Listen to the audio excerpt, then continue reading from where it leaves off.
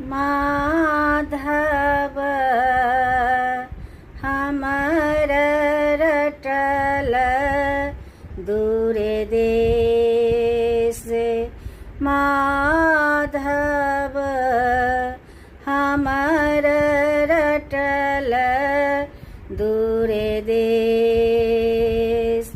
कियो नहीं कहे सखी कुशल संदेश।